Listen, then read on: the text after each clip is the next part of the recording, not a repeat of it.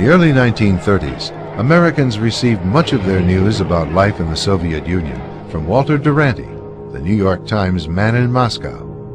Duranty's articles filled the front pages with gripping stories from Mother Russia. During that period, Joseph Stalin was consolidating power over the captive nations that formed the Soviet Union. One step in that drive called for the forced relocation of millions of Ukrainians.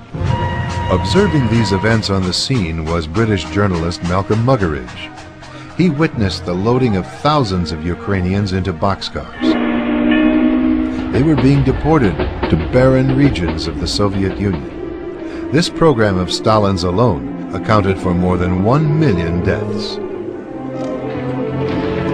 This is the most terrible thing I've ever seen. Precisely because of the deliberation with which it was done and the total absence of even any kind of sympathy.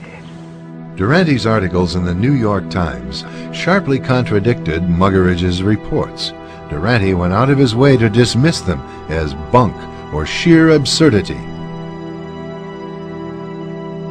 During the deliberate famine of 1932 to 1933, more than 7 million Ukrainians perished when Stalin seized their entire grain crop for export.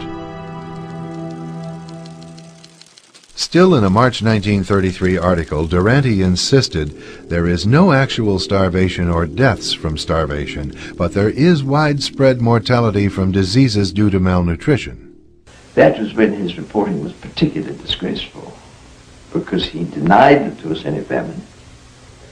And we used to wonder whether, in fact, the authorities hadn't got some kind of hold over him, because he so utterly played their game. Between 1932 and 1933, there was a great famine, the Holodomor. It was caused by food requisition actions carried out by Soviet authorities.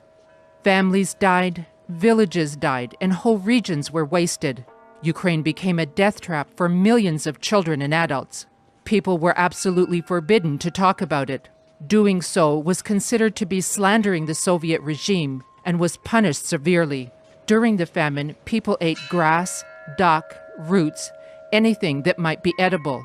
Some people survived, but many didn't. Katerina Tkachenko remembers those days. She had 7 brothers and sisters, but only 3 of them survived. Her parents also died. Katerina was born in 1929, so she remembers the famine mostly according to her older sister's stories. But she can still remember one episode herself. My younger brother lay there on his deathbed. I don't remember anything else, but I remember him. He lay there and asked, "Give me, give me, give me," with his hands. Later, he died. On the anniversary of the Holodomor, days of commemoration were declared throughout the whole country. Several Ukrainian scientists, politicians, and clergy, and guests from other countries gathered at a forum in the Opera House of Kiev to give their condolences. The presidents of Poland, Georgia, Latvia, and Lithuania gave speeches. Also, former and current presidents of the United States and Ireland sent statements of support. The tragic events of that time were reenacted on stage. Along with a song about Stalin, soldiers take away the last wheat from farmers. Corpses of dead people are taken away on wagons. It was forbidden to travel to other villages or cities, and people would be shot for just taking a spikelet of wheat from the field. The Communist Party and also Western countries are guilty for what happened. Some of them came here as reporters. The regime told them a lie, and they reported that there was no starvation in Ukraine. Those who did it created another generation of barbarians, and they continue to trample on their souls. If we don't remember, we won't have a future. No matter who was trampled, I call on everyone today to remember for the sake of the future of our children. The whole world needs to recognize what happened here in 1932 and 33. We believe that if the world does recognize this, that it will never happen again. On the same evening, the memorial of the famine in Ukraine was consecrated. The president of Ukraine, Viktor Yushchenko, made a proclamation. Ми закликаємо всіх, і насамперед Російську Федерацію. We call on everyone and the Russian Federation, together as honest, real and pure brothers, to condemn the crimes of Stalin and the totalitarianism of the Soviet Union. On many squares of Ukraine, thousands of candles were lit to remember those who were killed by forced starvation.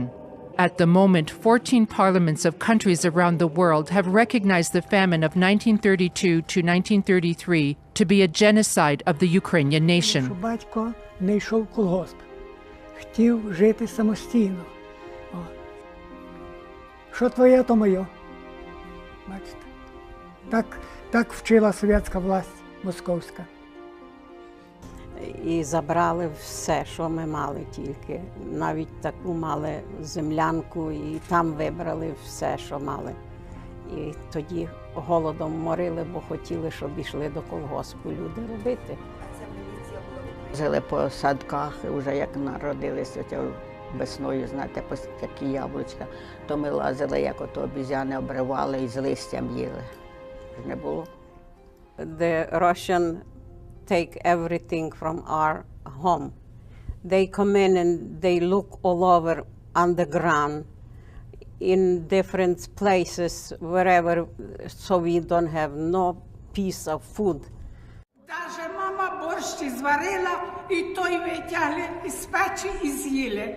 Ці, як то КГБ, НКВДисти. Нас мама тримає Андрія, а я маму за спідницю, і нас викинули на дорогу, отак у сніг.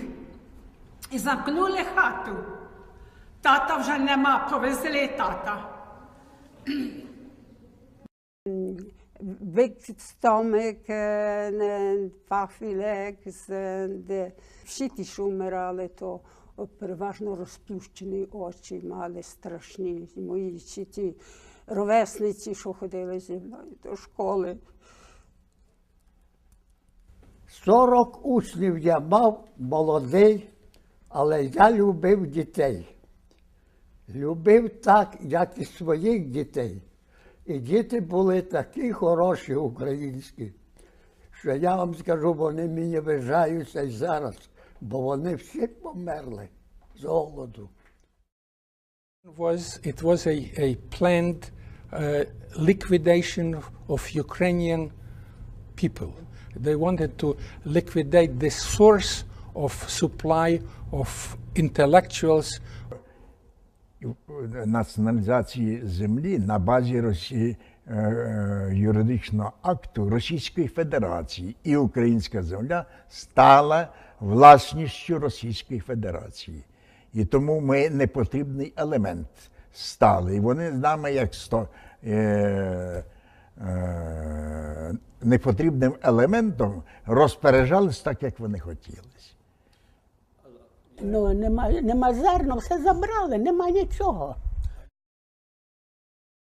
Well, we know that all this grain was sold on world markets, just another propaganda like what kind of genocide there is in Ukraine when they are selling grain. And of course, world did not know. Як москалів привезли, нам казали, зато то і всі ті сільські слухали їх. Вони давали наказ, кого робити, кого покарати, чи кого взяти, чи кого за то. То ясно, що то все йшло з Росії. Ніхто нічого не говорив, бо боявся, я вам кажу, один другого. Знали, що вимирають ціле села, але ж не казали чого, чому і далі. Я й дожила до цього. Ото така життя була, така була доля. Чого, я кажу зятеві, чого така була життя наша? Nothing to do, he just died, and my mom died from hunger. We're not allowed to talk about it because they would kill us too. And from Germany, 49, we came. Thank God that we came to America and we have a good life. Знаєте, що я вже виплакала всі сльози. уже багато років. Якби колись, то я б наплакалась, а сьогодні не можу. От і що я зроблю.